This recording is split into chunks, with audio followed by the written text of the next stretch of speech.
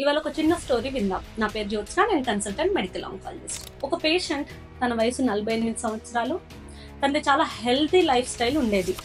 అంటే బయట ఫుడ్ తినకపోవడము, వర్కౌట్స్కి వెళ్ళడము, డైటరీగా, లైఫ్ స్టైల్ పరంగా చాలా ఫిట్ అండ్ వర్కింగ్ ప్రొఫెషనల్. కానీ తనకు ఒక చిన్న సిమ్టమ్ కాఫ్ ఉండేది అండ్ దాన్ని తను ఇగ్నోర్ చేస్తూ వచ్చాడు. ఇది అలర్జిక్ అయి ఉండొచ్చు, ఫుడ్ చేంజెస్ అయి ఉండొచ్చు టెంపరీగా అని చెప్పి వదిలేశాడు.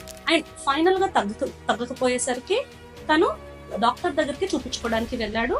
తనకి క్యాన్సర్, లంగ్ క్యాన్సర్ అని బయటపడింది. తనకి ఎటువంటి స్మోకింగ్ హ్యాబిట్ కూడా లేదు. సో లంగ్ క్యాన్సర్ అనేది ఖచ్చితంగా స్మోకర్స్ లోనే వస్తుందని కాదు.